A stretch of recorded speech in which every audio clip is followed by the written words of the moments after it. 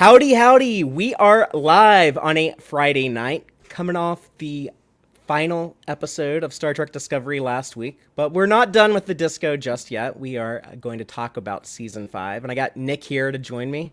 I got Dave here to join me.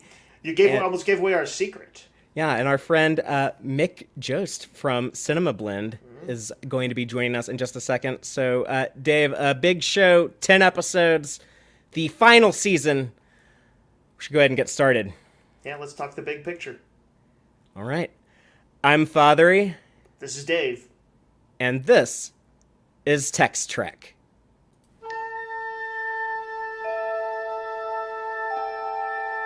Engage.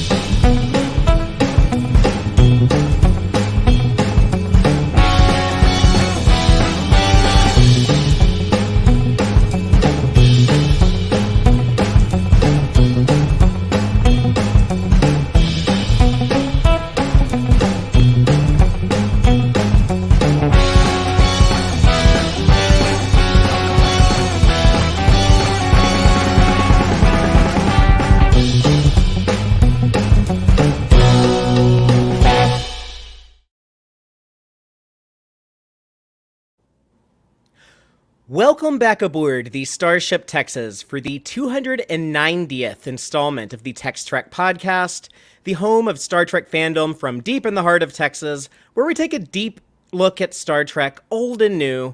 And tonight we are talking about Star Trek Discovery Season 5, the final season, the whole damn thing, all 10 episodes. They are here for us to take a look back in the rear mirror and have our final conclusion on the season. Yeah, see if it lived up. See what it had to say. And Dave and I will be joined by our friend Mick Jost from Cinema Blend in one moment. But before we delve into Disco Season 5, I just need to, as always, as per tradition, give a big thank you and shout out to the wonderful Tex-Trek Patreon supporters who make our show possible. So thank you so very much. Starfleet Sohel, Cake is Eternal, Crazy Dutchie, Joanne Robertson, John Daw, Geek Filter, Quark Spar, Stephanie Durantes, Matthew Averett, Braxton, Chuck A, Joel Vallis, Ben Ginium, Arthur Lamoureux, Wanda Valentine, and our anonymous supporters. We like to celebrate with our patrons by having monthly watch parties. We're going to be having our next one on June 15th, and we'll be watching the Deep Space Nine episode Armageddon Games. That Season 2, Episode 18, introduces Raynor's species, the Kellorans. So, might be a good, timely revisit. Yeah, Kellorans have never been more topical than in the wake of Disco Season 5. I did not jump back when he first appeared, so I haven't watched this again yet. I don't remember how big a role they play. I can't imagine that they're like a cranky as a whole species. But I'm looking forward to seeing those ears. Yeah, and they have some insane hairdos that unfortunately Callum Keith Ritter, how do you say his name? Renner, whatever, but he fortunately did not have to recreate that look as Raynor. So that'll be a lot of fun, and if you can afford to be more generous, there's other perks as well, but you can come into the Tex-Trek Patreon as little as $2 a month, and that'll get you into our monthly watch parties. So if you want to watch Armageddon Games with us, consider signing up. And with all that being said, I think we should go ahead and bring out Mick. So Mick, please say hi to everybody. What's up, guys? Brought my Saru pen right here. Oh yeah, ready to go. This is the earliest I've ever been to a Tex-Trek live stream, so I've never seen that bitchin' intro you guys have. It was like so awesome to experience. Got our mirror universe selves in it, and you're ready for everything because you got action Saru going on. For sure. Yeah, no, I loved it. Just all the cool times. Fatheree, you're like always on the move in the Trek fandom, so you're making me envious. I want to go to more conventions and experience all the things you have. This is a good year for conventions, actually, because I haven't been to one in a while, I guess, but Vegas is coming up in less than 2 months. That's going to be early August. Then very shortly after that, in September, Creation is doing a Star Trek convention in Nashville. I'm going to try to get to. And October, there's going to be SpaceCon in San Antonio. So I definitely want to make an appearance there. So it's right down the road from Austin. And November, I plan to be in Dallas at Creation's Trek convention they're doing in Dallas. So, nothing bad ever happens to anyone who goes to Dallas in November, right? So that'll be fun. But yeah, well, there are a lot of fun conventions on the horizon, though. So yeah, I definitely encourage people, if you're going to get out to any of those, consider keeping your eyes peeled for me, and maybe we can meet up and talk Trek in person. That is like my favorite thing to do ever. It's what I got to do with Mick in Chicago in 2022. That's where we met. So yeah, that was a great time. You guys really took me under your wing and embraced me, and now I see you guys on Twitter all the time. I love it. But I see your work a lot. You cover the Star Trek beat at Cinema Blend, and I know you work on some other stuff, a lot of Doctor Who, and I think some wrestling stuff. So if you want to tell us more about where people can find you and the type of content that you're doing. Yeah, I'm at cinemablend.com, or you can find me on Twitter at GeekyMick, but it's like with lead speak, it's like G33KY, and you can see it in there. It's a very like elder millennial thing. Yes, very, very much elder millennial thing. And yeah, I mainly cover Star Trek, but I also cover wrestling. Of course, I cover 90 Day Fiance because it pays the bills. And I also cover Big Brother, which is about to start here in about a month, and that consumes a lot of my time. So one of the times I'm happy there's a lull in Star Trek where, well, at least for a little bit, we'll have that massive dump of Prodigy, but I'll have some time to kind of juggle. I won't be juggling quite so many plates here this summer. Let's talk about that. That is a wonderful segue, because there's a little bit of news to discuss. Before we get into Disco Season 5, the big news this week was we finally have confirmation from Netflix.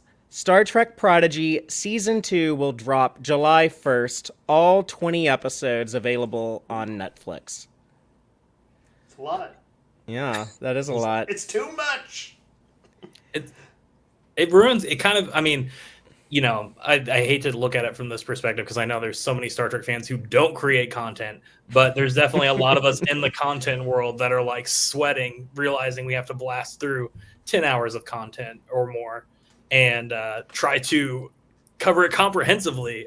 Jerk Hillenbrand, I know, is one of those. The guy who does all the Easter eggs on Twitter is like, how am I going to run through all this and like post all this stuff in a timely manner?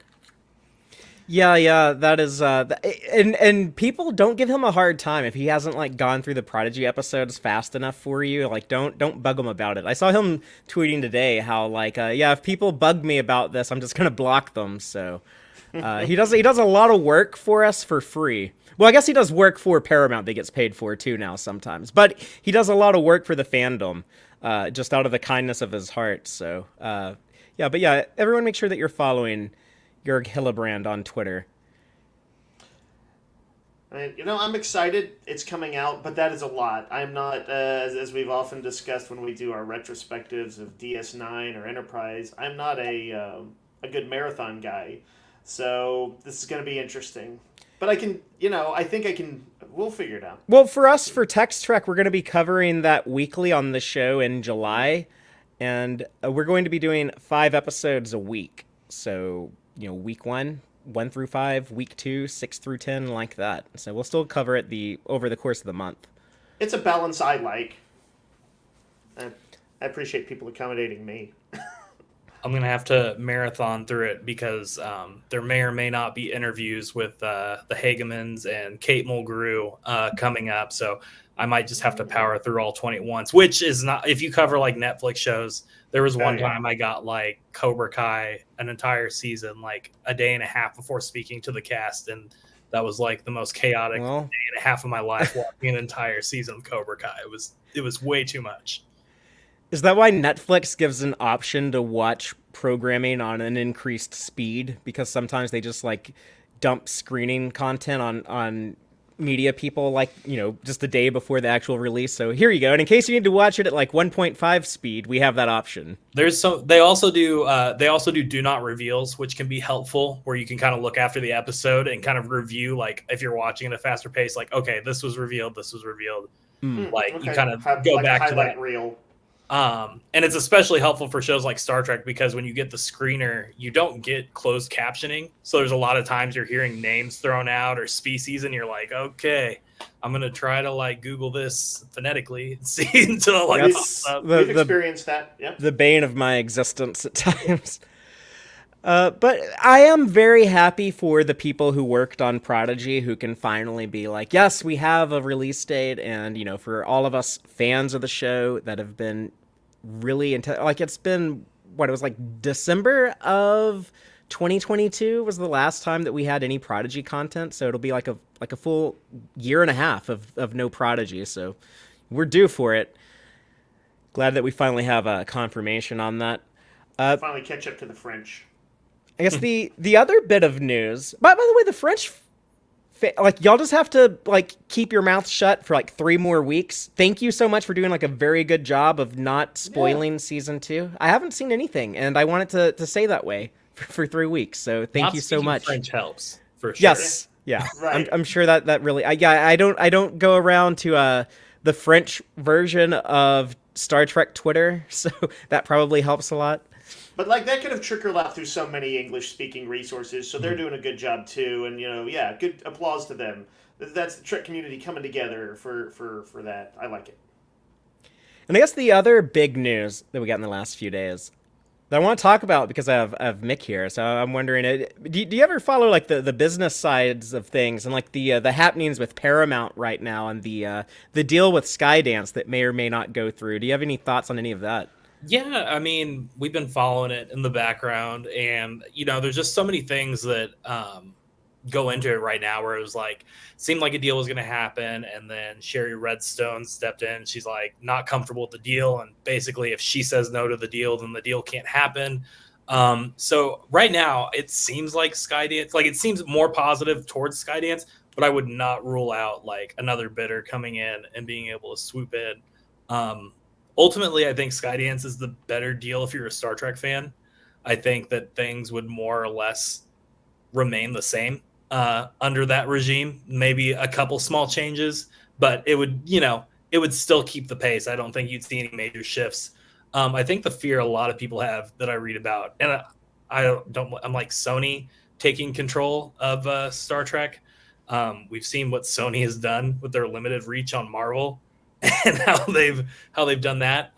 They are good at like making remasters of shows. So that I don't know about you, but I've never seen anyone ever complain about a Spider-Man movie or Ghostbusters movie ever. Like, I think like those are just like all like uncontroversial winners that just like everyone loves. No one has any beef with Sony that I'm aware of.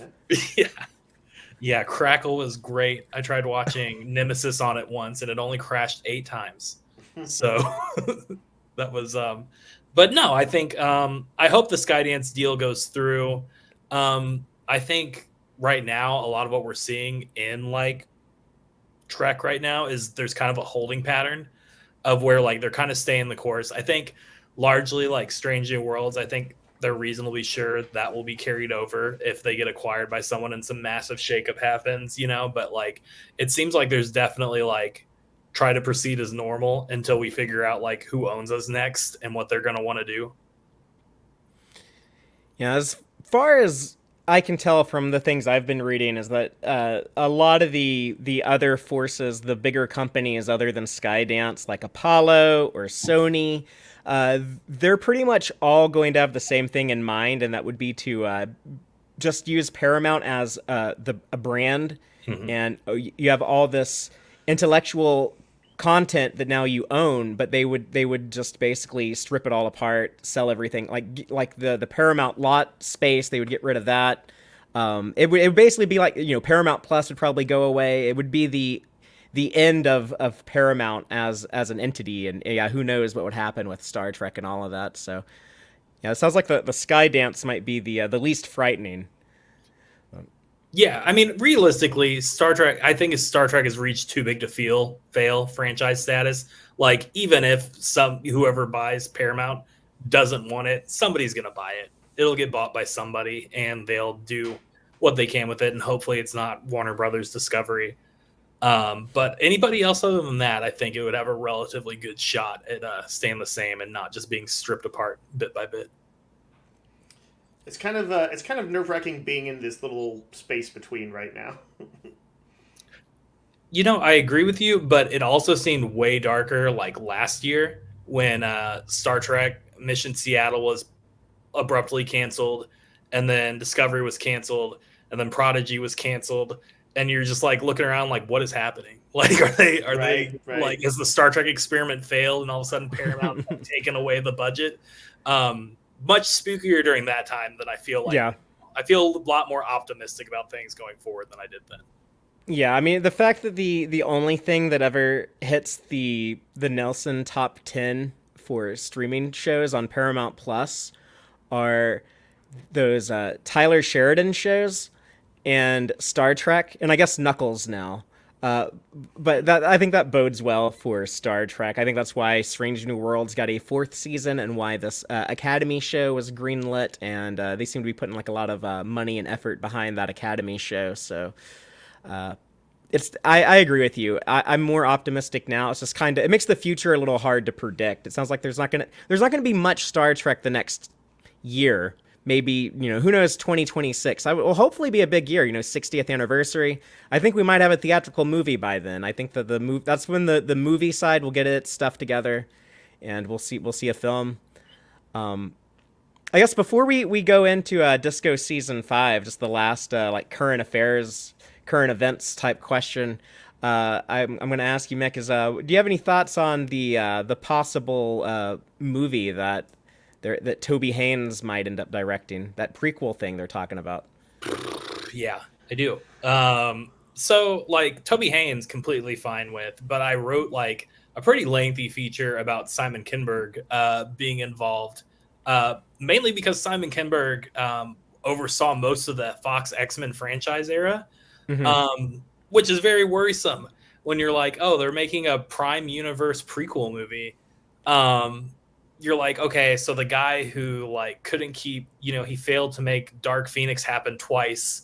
He couldn't keep his own continuity straight. He did give us X-Men Days of Future Past. Yeah, and First Class was good. First Class was good. There were some solid ones, but there's also a lot of bad ones in that mix too. And the continuity is all over the place. And one thing I can't have is the prime timeline getting messed up.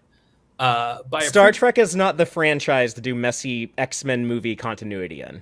Absolutely. And I think the red flag for me with it is, while Toby Haynes has like proven himself with Andor, making a prime timeline movie without including people who have been involved in the past 7 years of Star Trek seems like a red flag, considering they've kind of been propping the franchise up while the movie division's been lagging. So I would like to see like a little bit something that way. Maybe like when we learn more about the cast, like if we were to see like it was like a movie tied into one of the shows currently with like those casts, that would kind of put me a little bit more at ease. But right now it's very nervous. I kind of lean more of like, will it go the way of Star Trek 4? Because I kind of cross my fingers being like, is this going to be yet another failed experiment? Well, I'll say this. I think that it's going to be more like the 80s, when you had Gene Roddenberry and Rick Berman in charge of the TV side of things, and then you had Harve Bennett making the movies and in charge of that.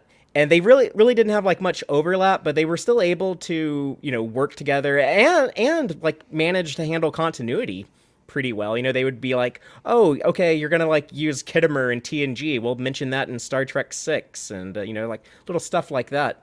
So I'm thinking that this is going to be the movie that does happen. It does seem to be the one that is actually like getting traction, and I think Paramount will want something out for the 60th. So, hopefully it turns out good, because I think this is the one most likely to happen. But I have my eyes on it.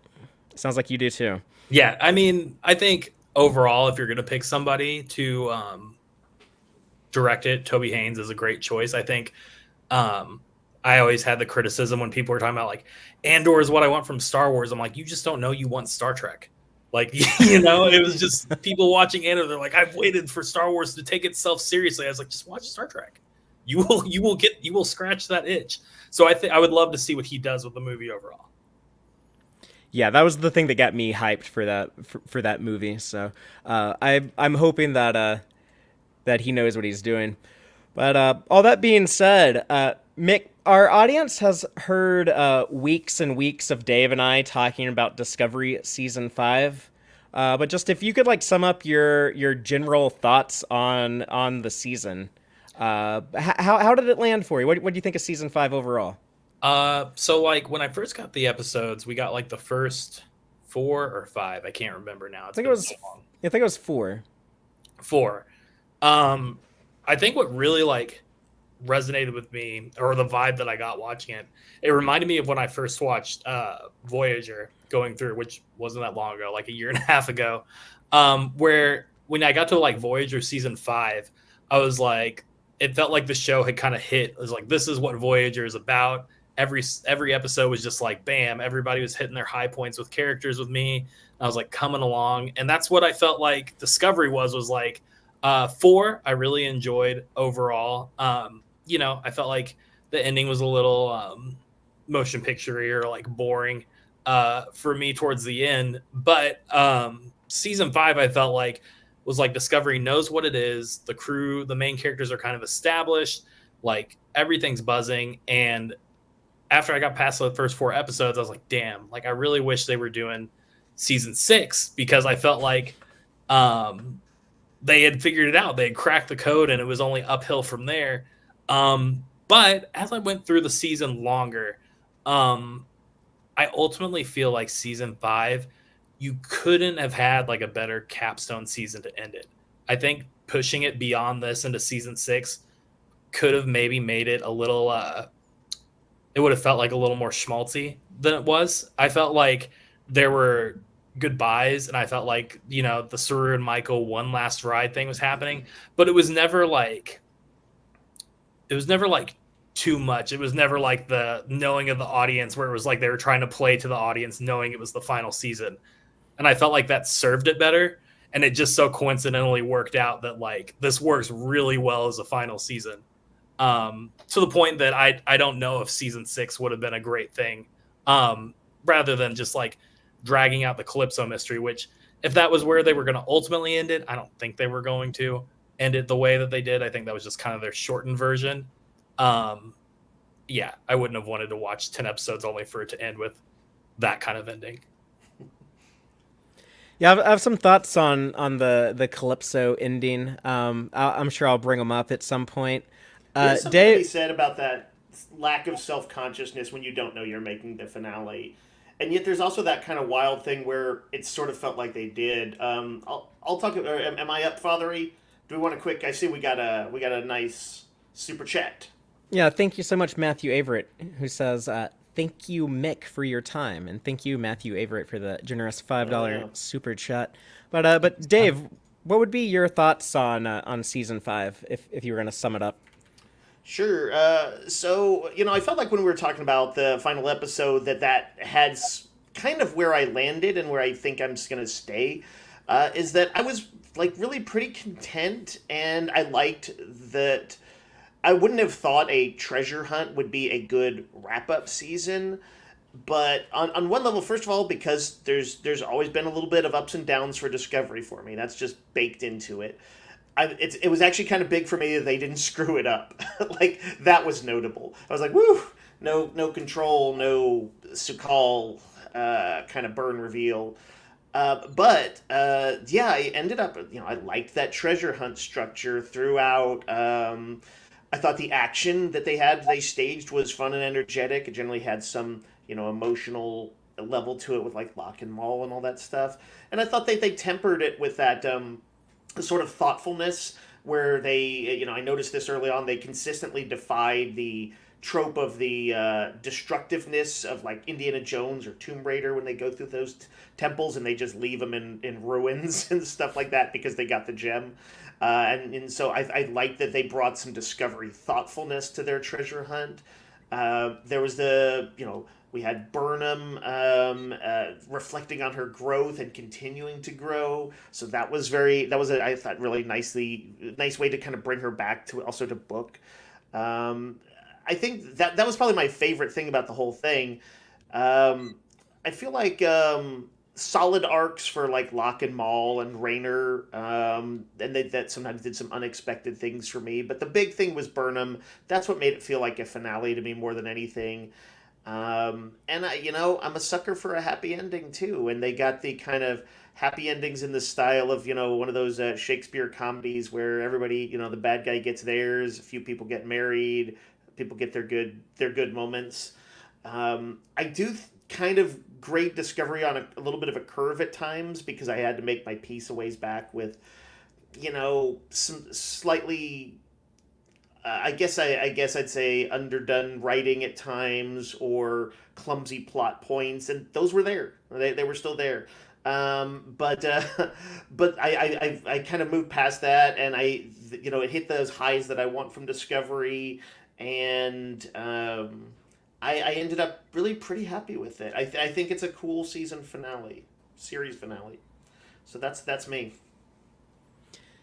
Yeah, I mean, I think I've probably made it clear over the course of the last 2 months, but I've really enjoyed season 5. I feel like I got to sit with it for like a year before I can say this for sure, but I'm pretty confident it's my favorite season of Discovery. I think a big part was I like that the 10 episode format. It's funny, I see a lot of talk recently after Alex Kurtzman said in an interview that one of the advantages these days of the shorter seasons is they don't have to do like the filler episodes. And he caught a lot of feedback on that. That was that was an unpopular opinion, but I do think that Discovery worked best when it was limited to a 10 episode season. Had the best flow to it. I thought it was like the best structured season, and I didn't get like that lull that I kind of got in season 4, in the second half of season 4. I think that like you said, Mick, that it worked as a great final season, and it's funny to me how many things we would point out, Dave and I, as we were watching season 5, of how it kind of paralleled season 1, and it kind of had the season kind of helped solidify this mirror theme that I think the show's always had. But Discovery has always been largely focused on themes of like self-reflection and like identity and discovering your identity, and I thought that season 5 had a lot of that, and in a place where you probably wouldn't expect it, with the Rayner character, with here's like this old established dude who you would think would probably have his stuff figured out, but like, no, let's go like unpack him. And he was a great addition to the cast. I liked Maul and Locke, I think, a bit more than the average fan, just based on some of the reactions that we were getting. But I thought that they were really cool antagonists. I like that they weren't true villains. They weren't really the goal or the objective. They were just there to be an obstacle to get in the way. But they told an interesting story through that.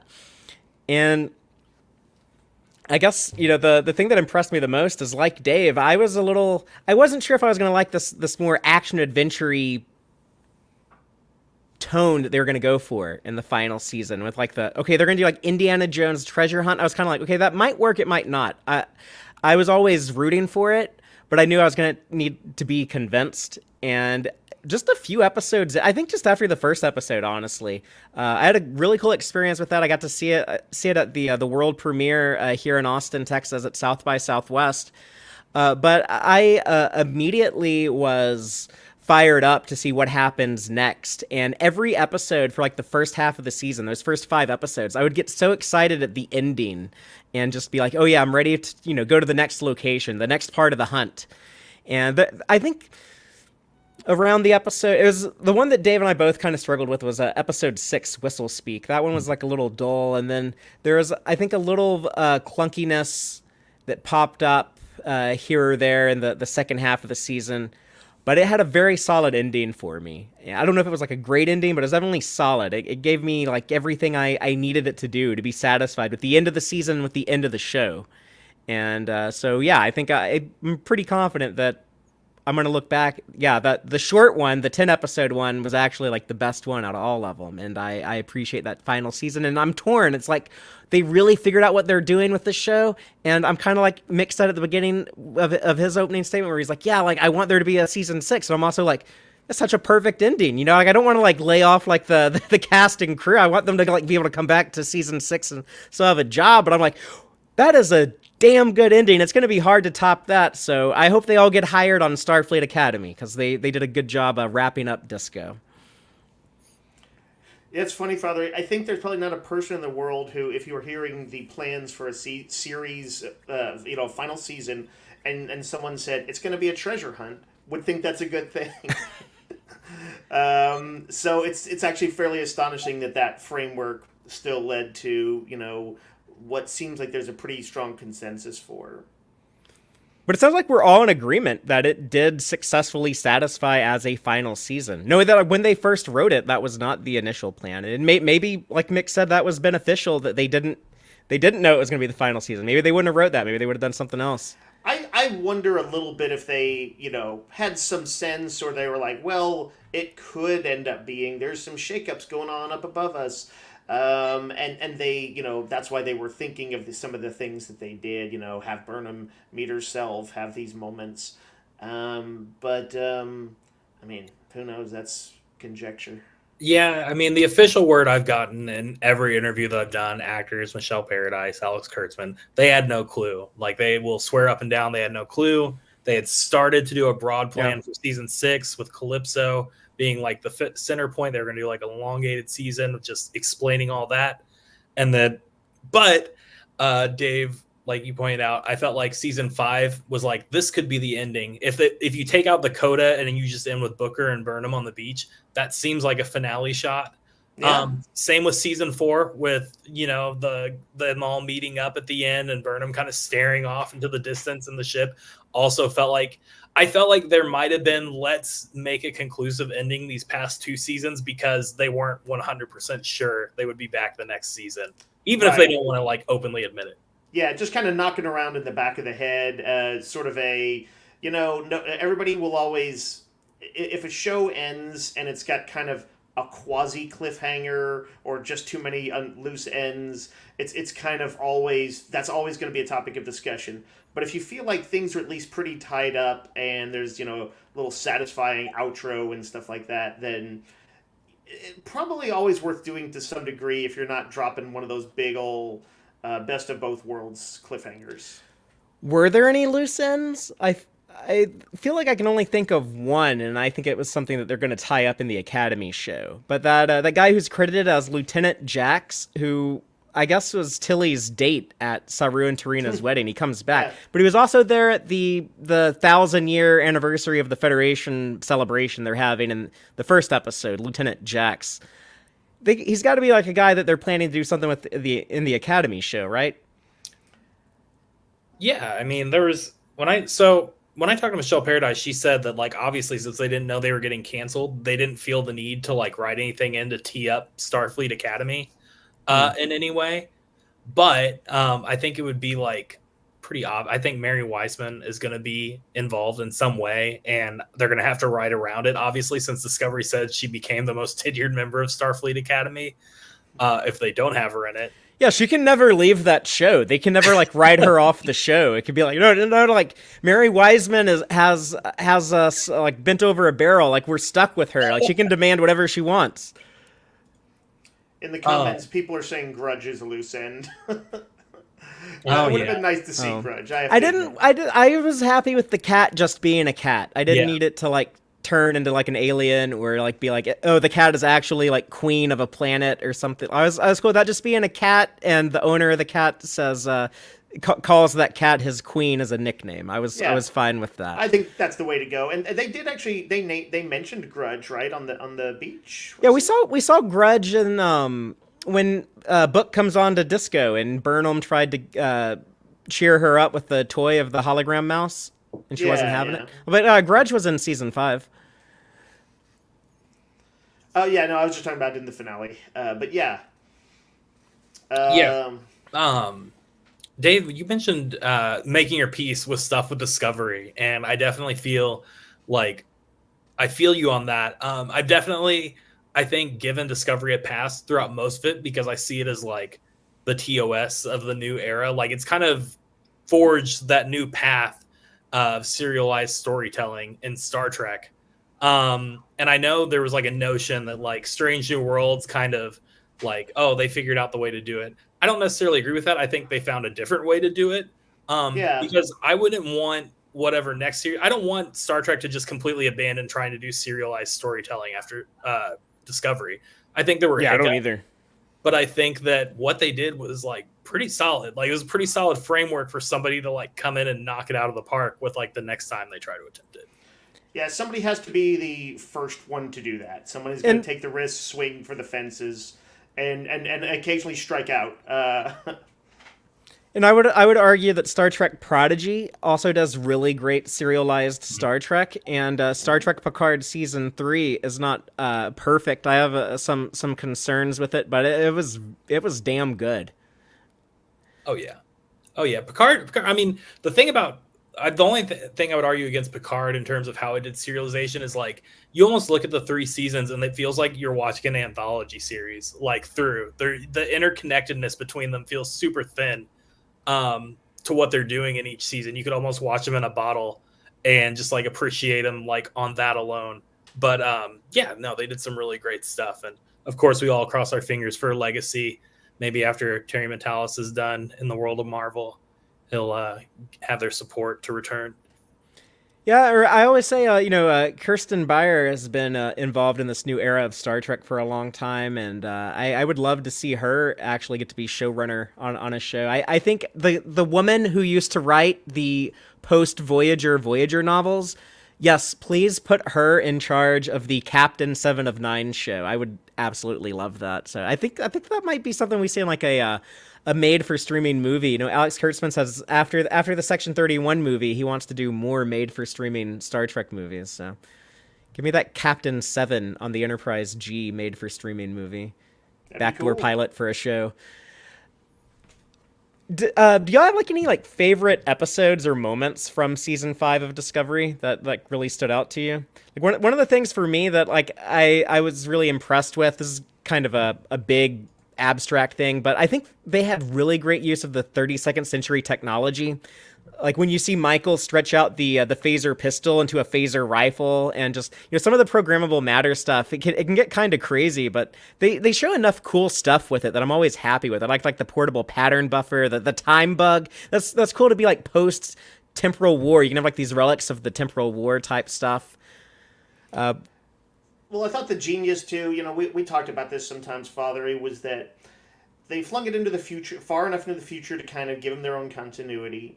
But they also had the burn in there, so there had clearly been a slowdown of technology and a loss of resources. Mm-hmm. So you weren't like, oh, why are they using phasers at all? Shouldn't you just be using thought matter or something, like just Right. wild future? So it felt like they could still stay within the Trek range of kind of basic concepts. But yeah, we saw essentially those Tricom badges become all-in-one transporter communication, tricorder, and everything, and They show off the Tricom badge really well this season. They do a lot of cool, like, there's so much like scanning. They're like investigating. Like yeah. they do a lot of very like standard Star Trek stuff, I guess. It's a lot of like planetary missions and a lot of like scanning and problem solving. So you get to see cool uses of the technology. Father, I made a list of. I didn't have too many favorite episodes. What was the one where they did the time jumps and stuff? That was among Face them. the Strange. That was episode 4. I really loved seeing Burnham meet herself. That was just so unexpected. Oh, that was cool. Yeah. And that was like our episode where we got to see Rayner kind of start to really. He had to work alongside Burnham to kind of get his head around what did she bring to the table. That was the first time the two of them were on a mission together. Yeah. I mean, well, I take that back. They did the speeder bike chase on the desert planet, but That was That him was being with an ass and getting in the yeah. way of things. This is the first time like the two of them like successfully working together and completing a mission together. And she was in charge too. Yeah. She had right, didn't she? Or had she taken him on as first officer? Yeah, yeah. Yeah. So she was in charge, and basically he had to do things her way at that point, and not just grumbling. Yeah, that was the episode that starts off where he gets his ass chewed out because he snapped at Reese for wanting to That's scan right. for Maul and Locke, Yeah. and he was like, "No, you idiot." But then he learned, he respected him because he liked the 23rd Century Constitution class shit. It stood out to me. I rewatched that episode yesterday, I think, and it stood out to me. Like he goes back in time and he's like, Reese, I know you. I know that you love the 23rd Century Constitution class. It's like, why isn't this guy like, why are you calling it 23rd Century Constitution class? There's only one Constitution class, and it's here in the 23rd century. Yeah, Face of Strange was definitely the standout for me, and I think why I loved it so much was it felt like a big middle finger to the people who claim that Star Trek Discovery has like weak development at times. You truly see like Michael Burnham is a changed character, and even after watching that episode, I went back to season 1, and it's really a credit to like Sonequa Martin Green, how she's transformed the character. You kind of, there was a part of me just, I've been along for the ride this entire time, but just forgetting how the character has like shifted and developed between becoming a captain to like where she started off as a mutineer. She does play it way differently than what you would initially think. And I thought maybe like, because at first I was like, is this just the episode? It's like, no, she's playing it differently. So like credit to her for like really showing some real character evolution throughout it. A lot of the cast does that. It was so fun hearing. Sorry, Dave. Just real quick. It was Go ahead. It was so fun hearing Sonequa Martin Green talk about working on that episode, because she said that she went and looked at her journals that she wrote like during season 1 when she was playing season 1 Burnham, and it reminded her of like those processes and how to play season 1 Burnham again. I thought that was like so cool to hear about. For me, the season 1 Burnham, it wasn't that she couldn't have happy moments and be relaxed, but Sonequa Martin Green, that is, say Michael Burnham, is so much more relaxed. Part of it is just like kind of like it's like she let her hair down, it kind of almost literally, and she's had happiness, and she's had love, and she's has the full vote of the crew as the captain, and like of her kind of like brother in all but blood, Saru, has backed her plays, and they've forged their bond. And so yeah, she's had like she's been through a lot, but a lot of it was actually very positive for her, and kind of validated her. And so and her first season self just hadn't seen that, just hadn't experienced that. So I loved those moments.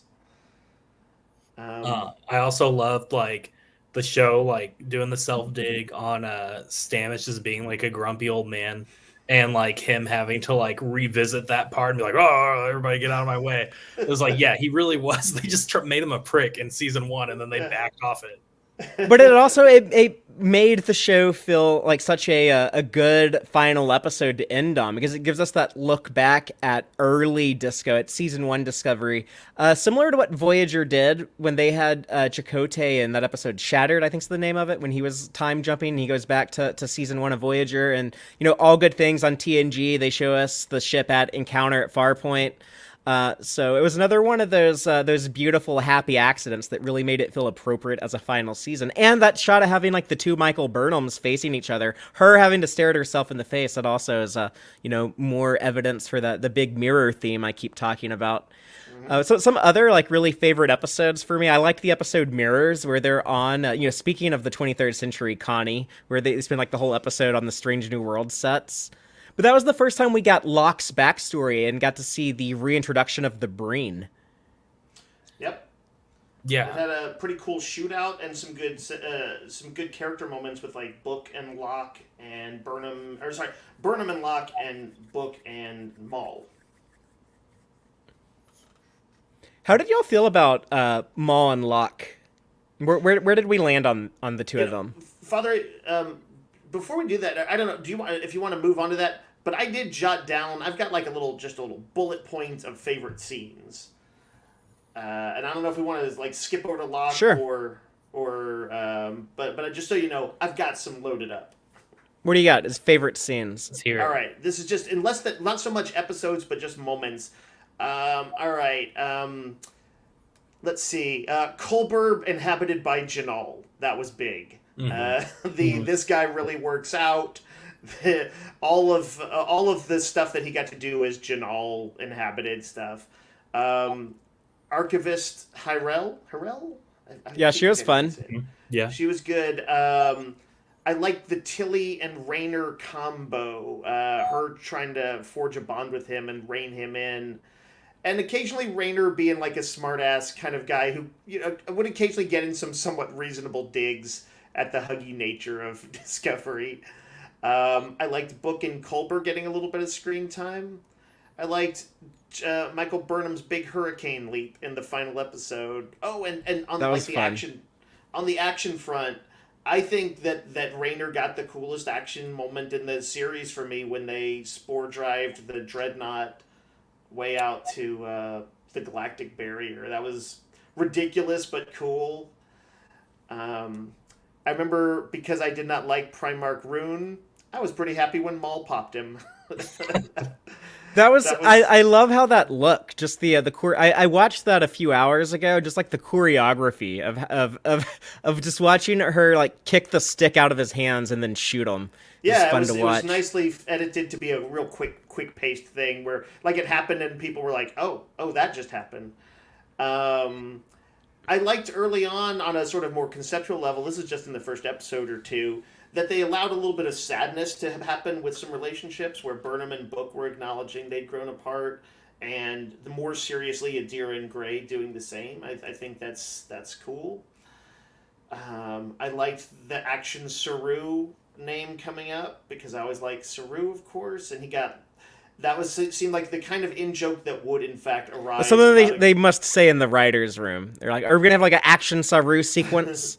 right, but it's also ironic. It's like saying Action Spock, like, but it's the kind Sure. of joke that like the lower deckers would maybe have or other officers because he is usually so chill and not actiony. So I felt like it both became a cool catchphrase for the fans, and it also felt like something that would develop organically.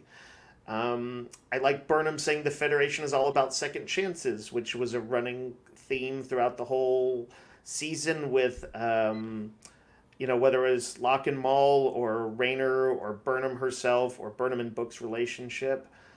Um, and, one other thing I want to mention this is something Kovic said when he was talking with Burnham at the very end.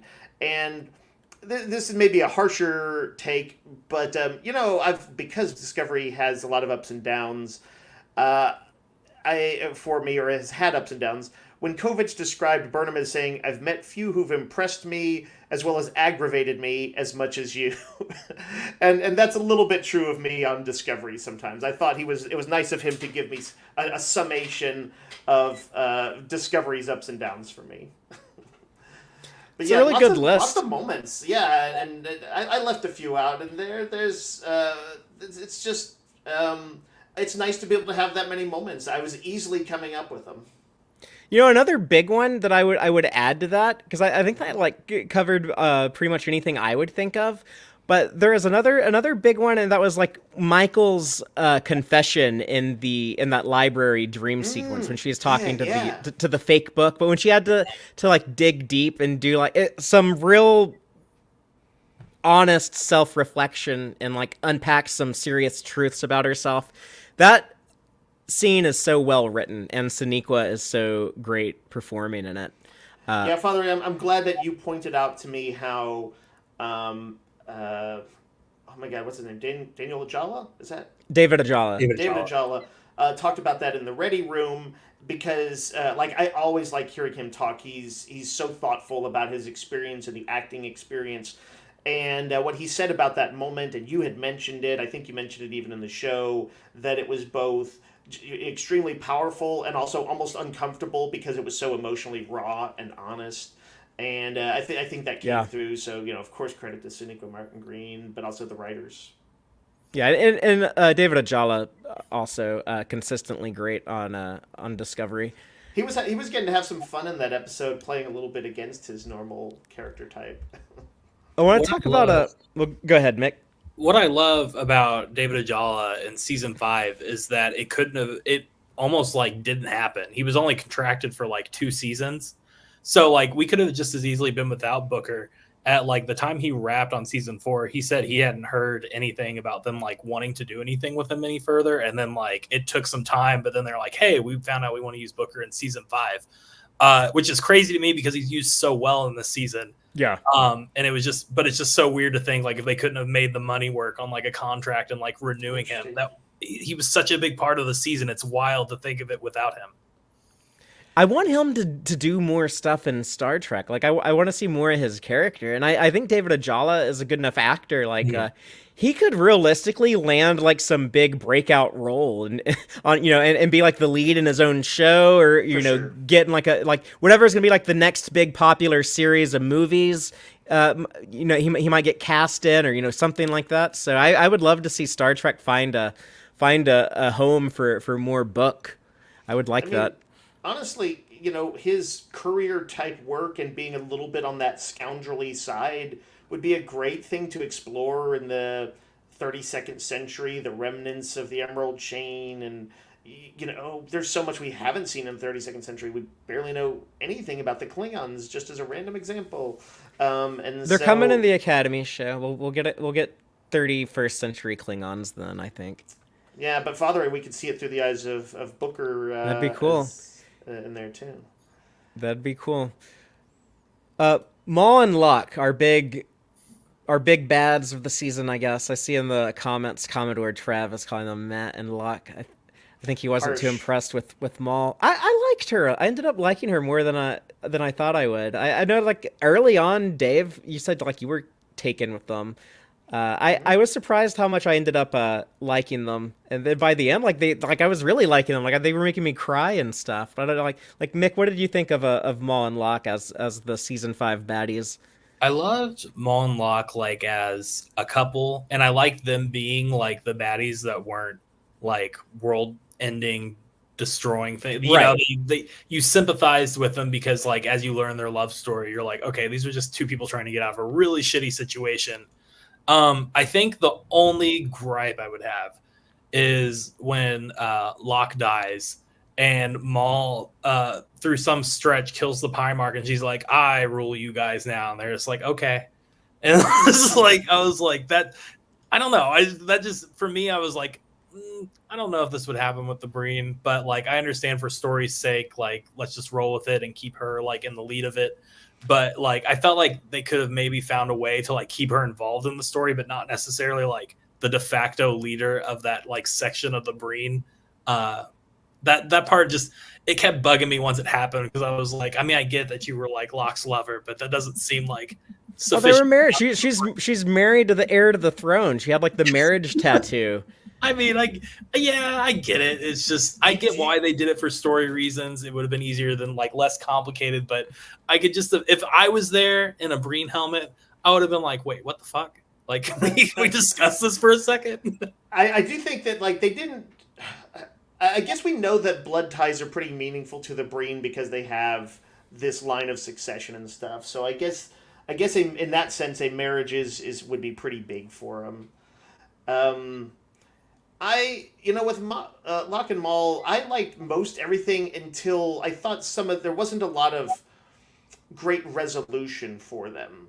In a weird way, it's sort of what I liked about it at the very end because it defied expectations a bit.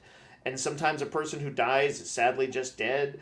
I thought it was like almost a given that he would return, and it would just be a matter of how it all plays out. And so they threw me when they didn't do that, and I was kind of impressed with that. But if you think about how it's pretty awful, he died of an OD while Maul is like fighting people. Those were their last moments together. That's so horrible. I kind of want. I wish they had gotten a sort of that actress can chew it up. She's good.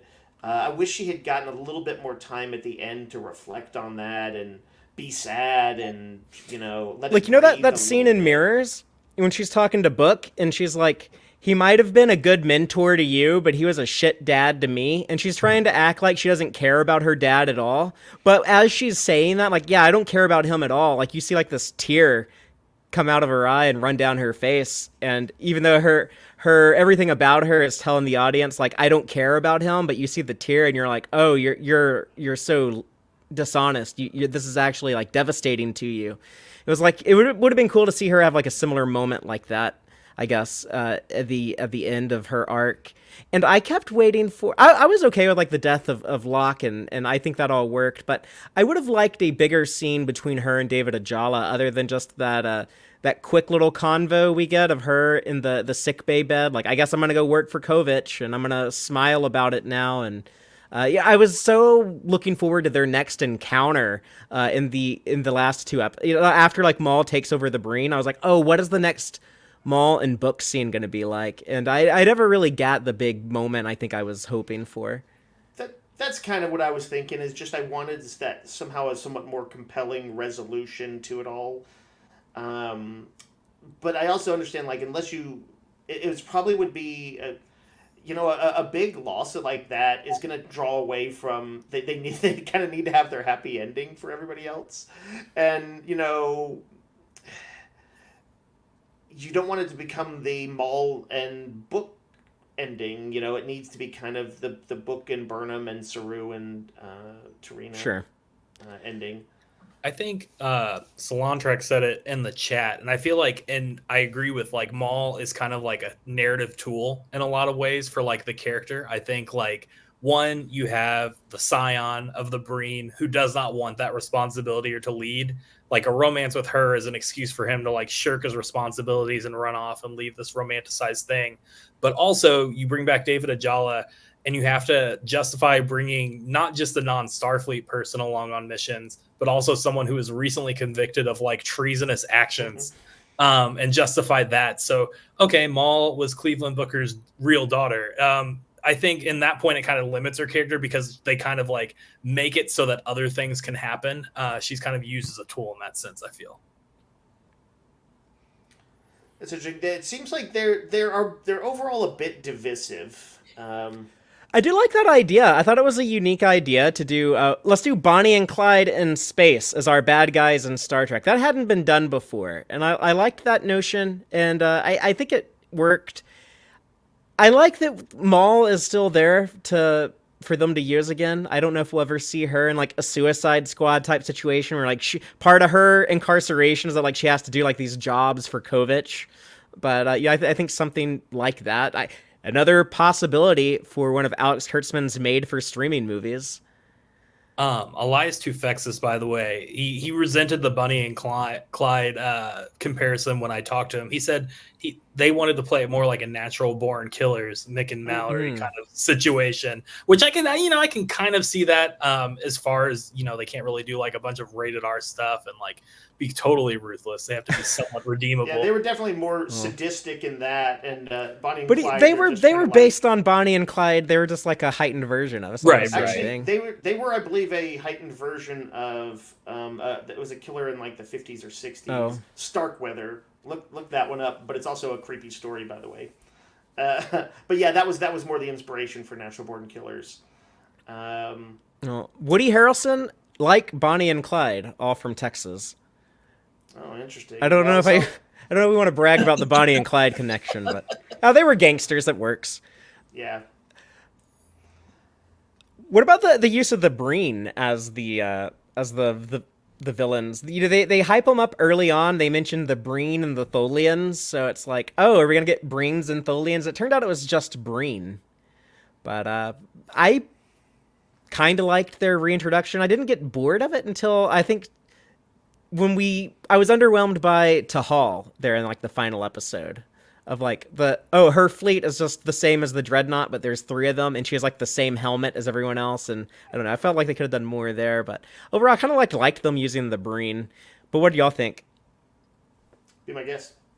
I liked it. I know there were people who complained they wanted, like, the Breen to kind of keep the air of mystery around them, but I feel like if ever there was, like, a time for them to be, like, more pronounced in Star Trek. It's the 32nd century. You know, we don't have a lot of like baddies and factions to like keep our eye on. We've learned about the Emerald Chain, and now we have like the Breen, and they're like an Imperium now, or an Imperial, or something like Yeah, that. they went from a confederacy to an imperium, but it's been hundreds of years. That's we need world building in the Right. 32nd century, so we need to lengthen out the story. They were people who famously, they're a species that were famously created because back in Deep Space Nine, they didn't want to take the time to like actually flesh out a species. They're like, let's just throw helmets on them, and that'll be their thing. We don't have to come up with like what they look like with makeup, and they can just be the mysterious species we don't know a ton about. Now we have the perfect time to like do that in the 32nd century. I think it's great to like, hopefully they get teed up and used in Starfleet Academy more. We need more of that to kind of like help the 32nd century move along and kind of learn more about it. Yeah, every show kind of needs like its own version of the Klingons in the original series. Like TNG, they talked about like, oh, the Ferengi are going to be like our new Klingons. Like early on, that was the plan in season 1, and then when that didn't work, it's like, okay, we're going to bring back the Romulans and invent the Borg.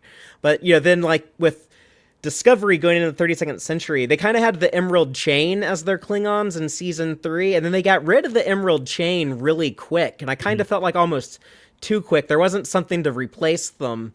And like having the Breen, I want to see these Tholians too. I want to see 32nd century Tholians in the Academy show. It would have been cool if they showed up at the end, if they were trying to get the progenitor tech also. I wonder if that was ever like a plan, like bring in like the Tholians as well.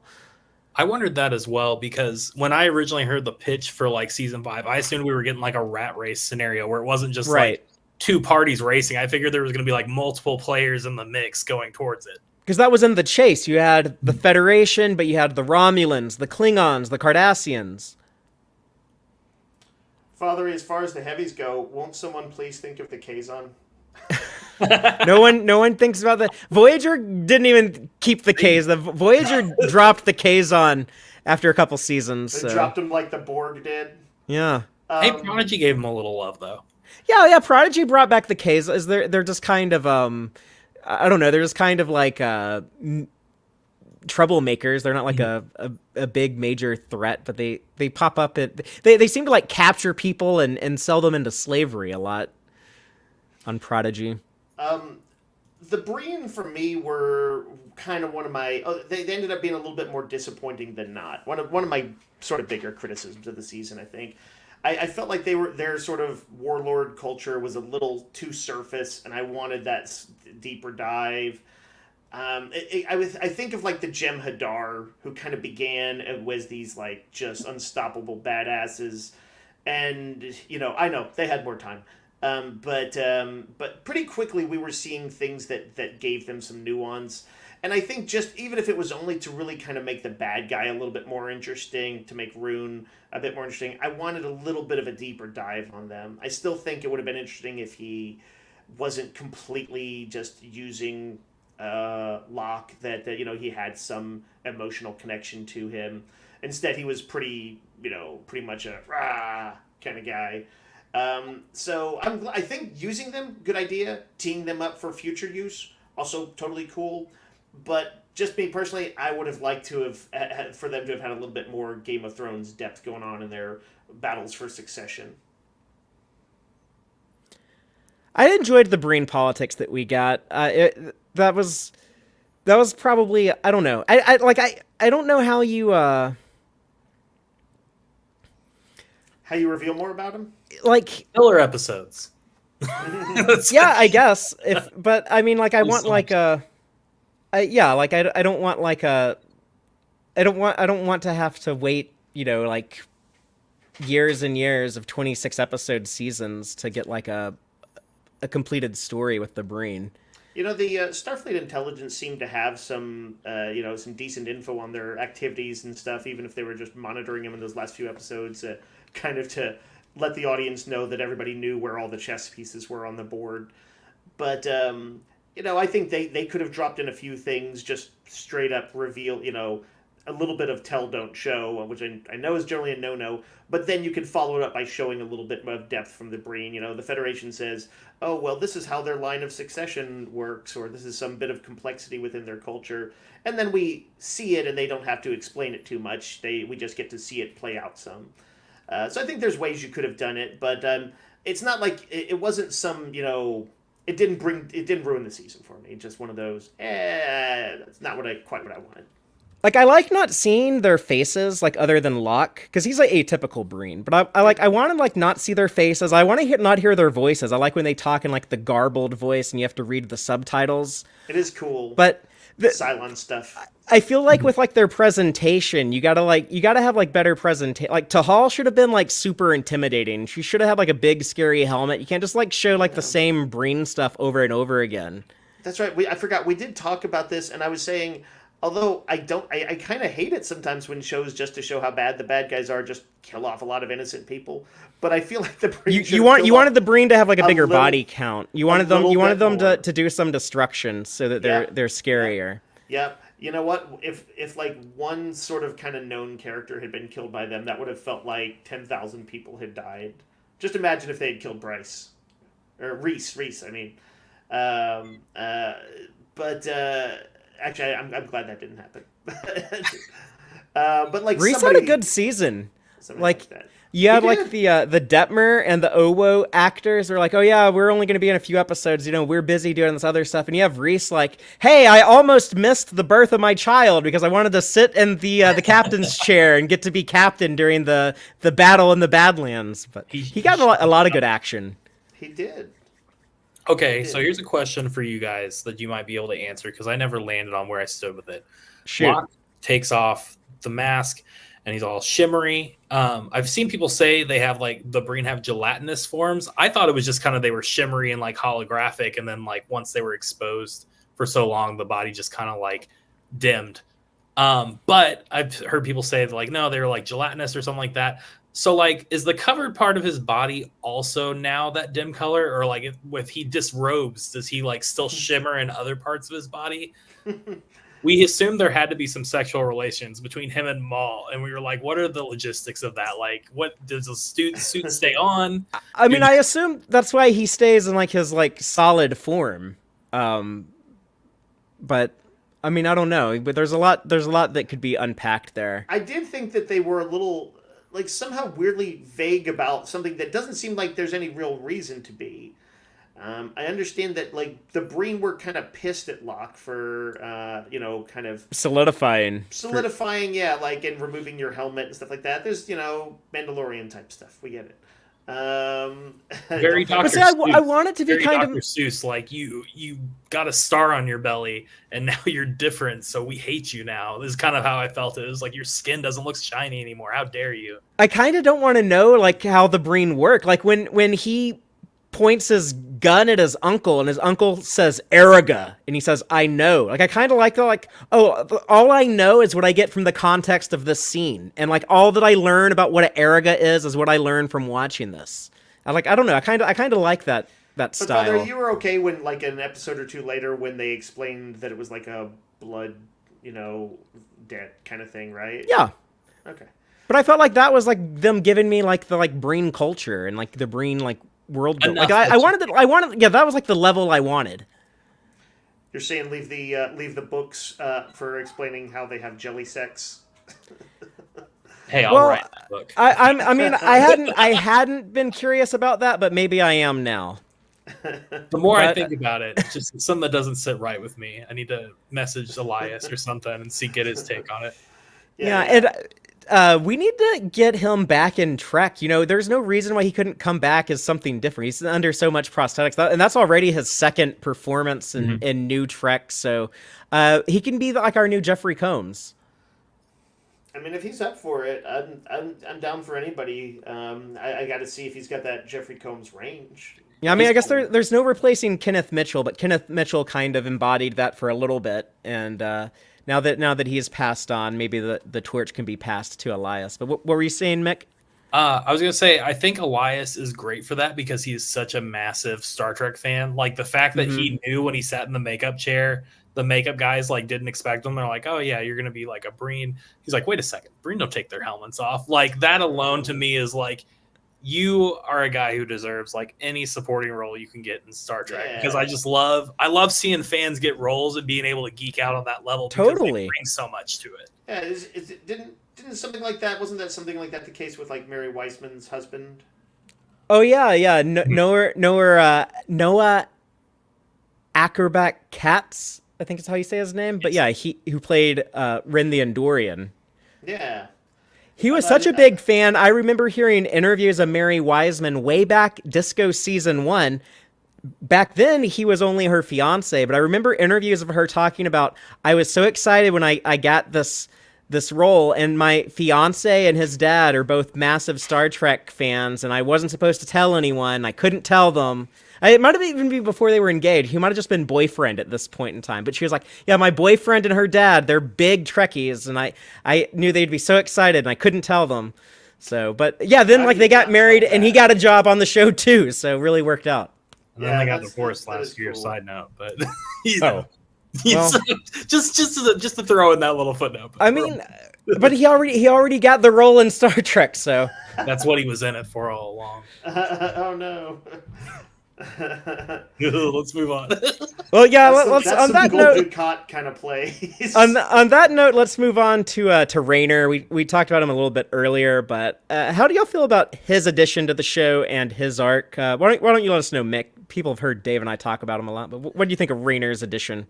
I loved Rayner, and I felt like going back to like season 5 being the perfect season to cap it.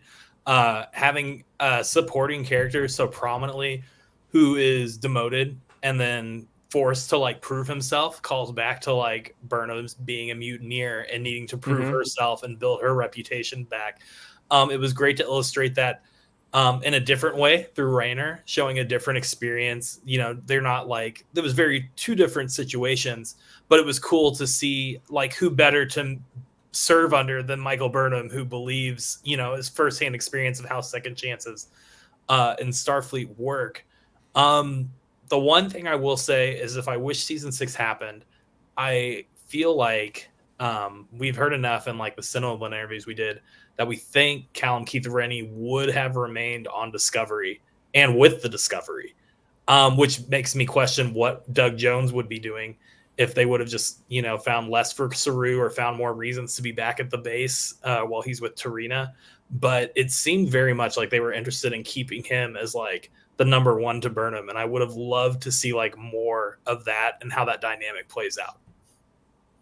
Yeah, I'm torn because I loved Rayner and I want more of him, but I do think this was like a good season to end on. So I kind of want to see more of Rayner and something else, but I love him being Michael's executive officer. And I like the idea of watching the Academy show and knowing that, okay, while I'm watching these kids go to school at the Academy, Michael and Rayner are out on the disco, out there, you know, kicking ass and saving lives and doing crazy Discovery spore jumping type adventures with, you know, Stamets freaking out about the science and just, I love them like continuing on and going on and their adventures continuing. There's a lot of like discussion in Star Trek Discovery and like talking out, and Rayner was the perfect guy to like cut through the bullshit and be like, we got to do this. Like, save that. Let's just get this, do this now. And like kind of a somewhat better version of Worf in those early seasons, where Worf would always be the fire now kind of guy, but was never right. And whereas Rayner was sometimes right.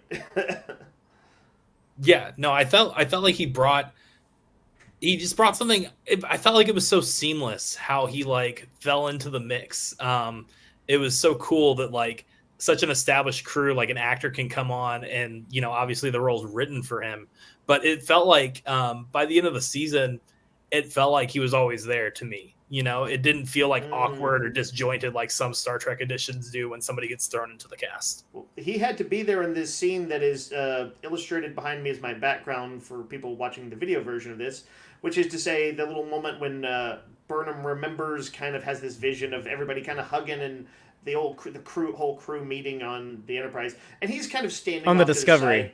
or Discovery. He's not as like prominently hugging and stuff with people, but yeah, he felt like a natural in the mix, and I liked what he represented the whole time, which was in a way, like he is both a critique of cranky older fans, I think, to some degree, and he is also an olive branch to them, and it's so Discovery to do that, to say, hey, we would like you to join us on this. We think that kind of pushing forward is the better path, and that is the arc that this character is going to experience, is to learn to be a sort of more progressive minded guy and try and leave some of his baggage behind, which he does successfully, while still being kind of a fun curmudgeonly guy at times. I thought he brought a lot to it, and of course that's the actor, but that was some good scripting on him. And I would love, honestly, when he would be kind of a little bit of an asshole sometimes, or like clap his hands, like "Come on, people," kind of do kind of somewhat, I think, boomery things. He was an asset for sure. It occurs to me, that final wrap-up scene that Dave was talking about, it has Rayner in it, and it has all the people who came back from the 23rd century, and it has Christopher in there, who got introduced in season 4. But it didn't have, like, the new season 5 people. Like, why does Michael not... What did Michael have against Jemison and Asha and like, all the new people? Like, why doesn't she want to remember them fondly at the end? I didn't really think of that until now. You don't remember them fondly until you've known him for a little longer than she's known him at that point. But this was way back when she's an old lady, looking back, remembering back. Oh, maybe they died the next day. I don't know. Once they die, she can't remember them. Yeah, whatever red directive that her and Book go to face off, like, because those were the people who weren't at Saru and Tarina's wedding, so they were all being killed somewhere, and Book and Burnham had to go deal with something with it that killed them. Discovery. That's why they don't show that part to us, but that's right. That's more of a DS9 thing. But I guess if we're gonna delve into the uncomfortable territory. Now the show is over. I'll ask both of y'all, like, what were your biggest regrets about the season, like, overall, all of season 5? I can't say that I have like a ton of them. Like I said, I thought it was like a great season to end on. I do feel like, and I don't think it's an unpopular opinion at all. Well, maybe to like Joel, because I know he said Whistle Speak was his favorite episode. But I felt like that really took the wind out of the sails of like the momentum of the season for me. It was kind of a definitive like catch your breath moment that I felt kind of went on. I wasn't wanting to catch my breath. I was wanting to keep racing along, and what was essentially Sonequa Martin Green and Mary Weissman jogging through a forest in Canada for an hour while pretending they were really thirsty. That's didn't what we really thought. resonate with me as much. It felt like Discovery trying to do a Strange New Worlds episode where it was like a bottle kind of adventure kind of thing. That was the attempt. That's how Michelle Paradise described it, as a TOS style Planet of the Week type episode. Mm-hmm. That's what they were going for. And I feel like that's not what Discovery is to me. So I feel like that's why it stuck out so much, and why I was like, I would just rather Discovery be Discovery, for better or worse, than try to be something else at this point. Yeah, I think it could have used something more engaging going on that away mission. But I will say that, having Michael and Tilly go for a run together, that was another thing that made season 5 reminiscent of season 1, when they're doing the command training track stuff, and they're running around, they're running laps on the disco. Yeah, no, it's definitely one I have mixed feelings about, because I think Tilly and Michael, I would say outside of Michael and Saru, that's probably my second favorite dynamic in the show, is just how Tilly interacts with Michael. But Tilly had Rayner this season, which was also great. And that was one of the few times where I felt like, sometimes I'm just like, Tilly, lay off it. Like, you don't have to be the moral center, like preachy to people. But I felt like Rayner was totally justified. So I felt like they had found someone perfectly to like juxtapose her with this season. Fatheree, it's pretty straightforward for me, and I think it's that my regrets are the things you would expect. I thought the Breen were a bit underwritten. Locke and Maul didn't quite wrap up as well as I might have liked. And I did think that the overall progenitor mystery was a little bit of a slip up. I kind of think that after teasing something so big, I actually wanted a little bit more, as I think I said in our original review, a little more talky talk. I kind of wanted some big sci-fi ideas to be discussed, rather than that kind of, well, maybe this is too big, man. A We'll bit stop more of that mentioning that. season 4, a little bit more like Yeah, the season 4 talkiness. sure, something like that. And I think I wanted the moral question to be discussed more. Burnham came at it unilaterally, and we know Stamets wasn't happy with that. I think I would have wanted some of that, the old Kirk McCoy. Let's debate Genesis. Mm. Let's debate whatever the topic was. Not a long scene, 5 minutes, but it has been the whole focus of the season. I kind of like elements of where it ended up. So again, it's not an Achilles heel for the season. And I think it has a certain neatness to it. And I liked that the progenitors weren't, they were actually the custodians of it, but they didn't create the technology themselves. And there were some neat bits in there, but nevertheless, on a gut level, slightly disappointed with the mystery ending. But because overall it was a high, like I was happy with that last episode. There's a part of me that kind of wants those other. Yeah, I wanted to have 7 seasons. Normally, I'm kind of right with what you were saying, Mick. I would rather something wrap up. I'd rather we have Firefly at only 1 season in a movie than something that goes 7 seasons and gets clunky. I guess Buffy sort of did that, but I liked enough of it. Um, but at least the part of me that imagines that it could hypothetically come off well. I do wish that Discovery had some more seasons to play with. Yeah, I agree. I agree with you on that. I mean, I wish we would, but that's just, and I talked about this with Alex Kurtzman in an article. It's just not the reality that we live in with modern television anymore. I mean, like Stranger Things is one of the biggest shows on the planet, and it's ending with season 5. Like 100 episode seasons just like don't happen anymore, especially in the age of streaming. It's such a hard thing to even get to what Discovery did in streaming. Has Paramount Plus ever ordered a 6th season of anything? No, I don't. I think Discovery might be its longest running show. I think maybe they had there was like a Good Wife spinoff they had that also went on for a while though. The So I Good don't. Fight, but Yes, was it I more think than that one went on for a while. But I mean, most Star Trek is most of their, besides like the Halo series, which does well on like a global level. I Oh, think that's another one that makes the Nielsen top 10. Yes. But it's only Halo, Knuckles, Star Trek, and Tyler Sheridan. But I mean, even to say that, to make a show as a Paramount Plus show, to make the Nielsen is a huge accomplishment. Like Netflix, Disney Plus, all have like tenfold the amount of subscribers that Paramount Plus has. So to even like Right. crack the top 10 as a Paramount Plus show, you're like doing something huge. To see it like a show like this on Netflix, I think you would see even higher viewership, or like Amazon Prime. Well, to close off on our season 5 talk, more so than that, just on Discovery as a whole, it doesn't even have to be like a season 5 thing. But since this was the final season, I'd like to ask both of y'all, what did you think was of all the things Discovery gave us, all of its contributions, what are you most thankful for? For me, there's actually an easy answer to that one, and whether I think the obvious answer is that it's spun off so much of the modern Trek. We know that it was the catalyst, but the answer for me personally is that it finally gave Trek the LGBT representation that was sorely needed in Trek. It was honestly very, very lagging, not as much as some other franchises, but for Trek, it should have been there a long time ago.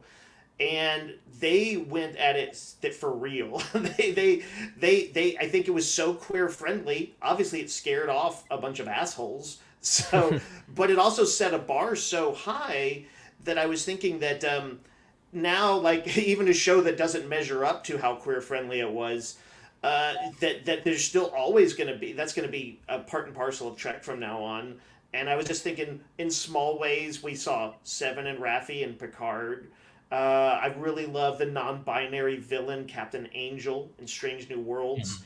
The Mariner, is described as pansexual in Lower Decks, And so the needle has simply moved in Star Trek because of that. And so lots of small things that I loved about it that I was thankful for, like Saru and the F bomb and things like that. But that's the big one. I thought you were gonna go with Klingon tits, but you surprised me, Dave. Mick, what about you? What are you thankful that Discovery gave us? I would agree with Dave. I think that, in a lot of ways, Discovery was the torchbearer and being the show that wasn't play all the hits, try to win over like the classic fans. They forged new territory. They offered up challenging modern ideas, which is the crux of what Star Trek is about. That's why, Gene Roddenberry wanted to do it. He wanted to push a humanist perspective, challenge ideas. If a Trek series isn't presenting something that 99% of the fandom is on board with, I don't feel like if they're just pushing out things like, hey, civil rights is a good thing. Like that was a conversation, we still need to be having, but they're hitting like right on the forefront of like, I feel like gay rights, LGBTQ, that is like where we are right now in the consciousness. And I feel like it's you guys are online as much as I am. It's the thing that the people who are like, this isn't my Star Trek, are pushing out against. I think that's when Star Trek is flourishing, is when if you sit there and you think there are people who don't agree with how progressive the show is being, I think that's the pocket Star Trek needs to stay in to kind of maintain relevance and continue to do its job. People 2 decades from now will probably say, hey, Discovery holds up really well. Or, they might find one or two things. Probably the Elon Musk comment isn't going to hold up quite as well. But that's what I think I love. They've done so much, like you said, with the spinoffs and character-driven storytelling. I think for me, showing that you can take someone like Michael Burnham and carry the story primarily through her viewpoint and it be engaging and people want to watch that for 5 seasons. You don't need to lean on the ensemble necessarily in the way that other shows did. Would it have been nice to know like everybody on the bridge crew's name and their backstories? Sure. But I ultimately walked out of it with, Michael Burnham being one of my favorite captains just because I felt like I truly understood her in a way that I didn't always understand the other captains in shows. What about you, Fatheree? Y'all covered a lot of great territory, so I'll just add to that by saying now we have this really cool 32nd century sandbox, and I love that it's going to continue to be explored with Starfleet Academy. And I was really concerned about the show making that transition in season 3 to this like far-flung future. I was like, oh my god, how are they possibly going to pull that off? I was so worried that I was like, man, these people, they did a really weird depiction of the 23rd century. What are they going to do to the 32nd century when they have to go like even like past Daniels and Enterprise, much less like make him a character on the show, I guess. But I actually approve of so many of the choices they made, to the fact that like now I'm excited to continue in this era, and I hope that we get multiple seasons of the Academy show and perhaps other stuff that's set in this 32nd century. I'm looking forward to seeing whatever they do with it. But all that being said, people in our audience have heard a lot from Dave and I on Discovery Season 5 over the last couple of months. We do have some responses that we got from folks after the finale dropped last week. But I'd love to hear what people think about Season 5 overall. So if anyone has any thoughts on the season, please comment on YouTube or reply to my post on social media. You can join the Tex-Trek Discord server, links in the description wherever you are watching or listening to this, and you can continue the conversation with us over there. But Dave has some subspace transmissions that we got last week after the finale. So Dave, what are people saying after seeing Life Itself? Sure. Let's see. Over on Blue Sky, Hawk Trek says, loved it, but another season, or them knowing ahead of time it was the last, would have been better. Emily says, overall it was very good, as was the entire season. Even though I did shed a tear during the coda, I do wish they would have had more dialogue with the crew, not just them standing around saying goodbye. I felt like it was more for the actors and not the characters. I mean, probably a little truth there. We know it was hastily done. Let's see. On YouTube, opinions no one cares about. That's their name, not my thoughts on them. Says was a little lukewarm. Says the episode was fine. No, all good things or what you leave behind, but definitely no. These are the voyages, Turnabout Intruder, or Endgame. What was Endgame? What was that one? It's the Voyager finale. Voyager finale. Okay. Yeah, and opinions does clarify they don't like Endgame. Let's see. I think maybe also on YouTube. How do you say that? Probably Diggs. Diggs, yeah, Diggs Briarthorne, longtime viewer. Yeah, it says season 5 was not better than the previous season. Season 5 was okay. But it was way too straightforward. I've only been motivated to watch each episode once, and on some I skipped scenes. Seasons 1 through 3, I watched each episode at least 5 times each week, searching for clues to conspiracy theories. I was constantly on the edge of my seat trying to figure out if my theories would prove true. Season 5 was okay, but I was never eagerly waiting to see what would happen next. It was definitely closer to watching an episode of TOS, which is not a bad thing.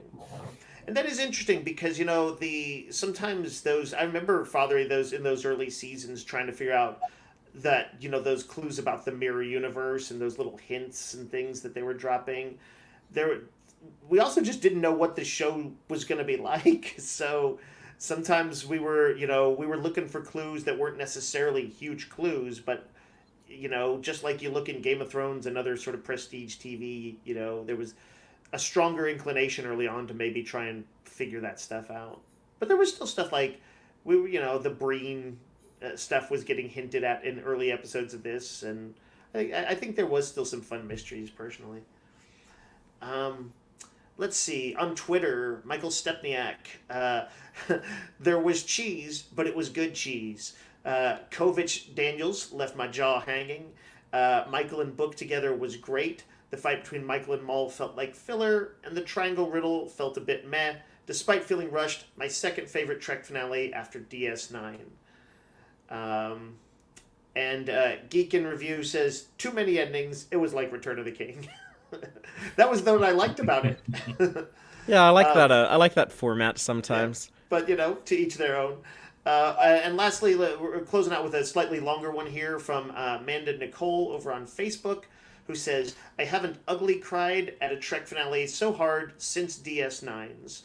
The actual episode is a pretty good season finale. I think they could have done more with Culber's spiritual explorations. I hope that was in the plans for season 6 and wasn't going to be just a dropped thread. The 30-minute coda was quite lovely, and I suppose I shouldn't be ungrateful because we could have just gotten nothing, but I don't know, it was just kind of like random. It wasn't a particularly seamless transition from the beach scene to the old retired couple scene, in my opinion. I don't know if we've ever gotten such a jump to the future scene that wasn't erased by a reset. Noting Enterprise doesn't count because that was at the holodeck and also a travesty. The reunion montage at the end made me ugly cry the hardest. It was very what you leave behind, in my opinion. Loved it. I didn't feel as strongly that a disco wrap-up had to connect to Calypso, but it's cute that it did. So yeah, lots of stuff going on there. And it was a packed episode. There was stuff that was kind of tacked on and stuff that was very emotional and stuff. But I'm glad to see that one seemed to hit more than it missed for most people. Yeah, thank you everyone who chimed in and shared your thoughts with us. And we encourage you to let us know how you felt about Season 5 as a whole. Dave and I are going to be back next week to talk about more Star Trek. While Discovery has ended, the franchise lives on. But we're not quite ready to get into the Prodigy talk just yet. So next week, we're going to go on a weird tangent. We haven't done it in a long time, but early on in Tex-Trek, Dave and I, we found ourselves making a lot of X-Men references. And Dave would often talk about, his two big kind of pop culture things growing up in his childhood that he was a big fan of were Star Trek and X-Men comics, which actually did crossover in the 90s. There was X-Men Star Trek crossover, and 90s X-Men seems to be really popular again all of a sudden. So next week, with no new Trek to talk about, Dave and I are going to talk about some 90s X-Men Star Trek crossover There's 2 comics from the 90s that we're gonna talk about with y'all. So if you've never read them, that's okay. I think we're just gonna walk through the stories with y'all and share our thoughts. But it's some crazy stuff. So It's I gonna think be y'all fun. are like And by it. the way, one of these I've read before, and one of them will be new to me. Actually, I didn't get it in the '90s. So Did I say y'all are like it? I think I meant y'all will like it, or y'all are gonna like it. One of those. But sounds threatening, Father. Y'all will like it. Geek Filter in the audience, Aaron says Star Trek stream. I kind of if you can see it typed, it makes more sense. But He's got the big X in there. yeah, and big X. So we'll have a big X when we talk about our big X-Men Star Trek crossover next week. But until then, as always, live long and prosper, y'all. Listen to the Tex-Trek podcast through Apple Podcasts, Google Podcasts, Spotify, or at tex-trek.com. Like us on Facebook at facebook.com/tex-trek, and follow Fatheree on Twitter at txtrek. Please support us by liking our videos and subscribing to our channel on YouTube. Thank you and take care.